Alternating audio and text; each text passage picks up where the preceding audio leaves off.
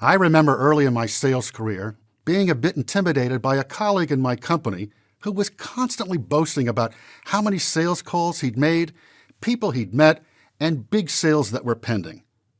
It didn't take me long to learn that you can have hundreds of leads, dozens of opportunities, and sales forecasts with some big numbers, but to be blunt, it all really comes down to how many sales were actually closed. Right after the summary of total revenue attained, this performance metric is the most important for a variety of reasons.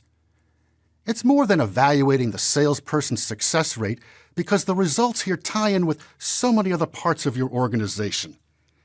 The analysis of number of sales you've won and lost cuts right through all of the talk, the meetings, presentations, training programs, and your leadership techniques to calculate the percentage of wins. There's no hiding or explanations. It's the bare bones number for everyone to see and own. The easy part of all of this is the calculation. Although there are variations to what companies may track, you can measure this two ways, either the ratio of sales closed or revenue achieved for each closed sale. For example, close rate is the number of deals closed versus number of opportunities in your pipeline.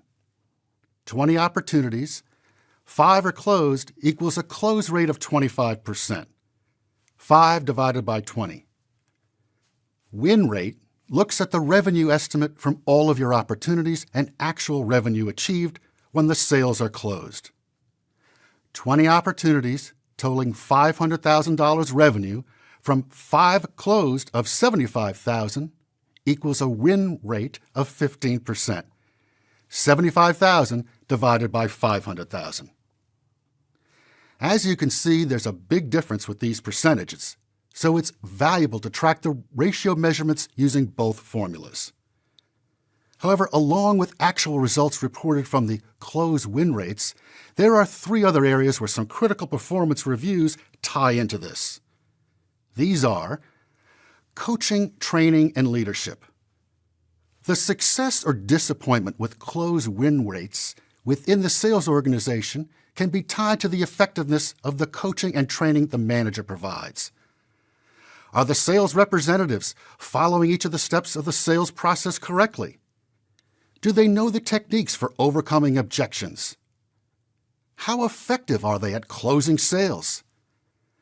I think the leadership style of the manager is also important as it relates to encouragement and motivation. Sales management is responsible for their teams, so the close win rates are a reflection on them too. Product or service. The development teams don't like it when sales and marketing report back with issues about the product or service. However, if there's a pattern of lost business and sales not closed due to comments about what's being offered, then that's a critical reporting factor. Price, features, and competitive offers are some of the issues that need to be reviewed. Team. Everyone's business and industry is continuing to get more competitive, and that won't diminish. If a sale is closed or lost, it's not just the salesperson who should take the credit or accept the full disappointment.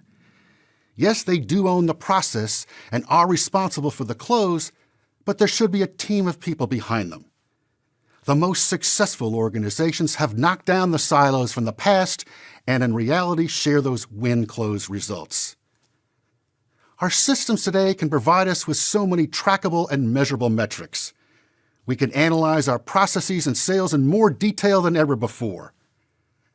However, we must never lose focus on the one so closely linked to revenue. Reviewing and evaluating close win rates is one of the most valuable ways to get a view of not just your salesperson's effectiveness, but the entire organization's objective of providing a solution to the customer. It's a key performance indicator that requires your attention and separates the talkers from the real producers.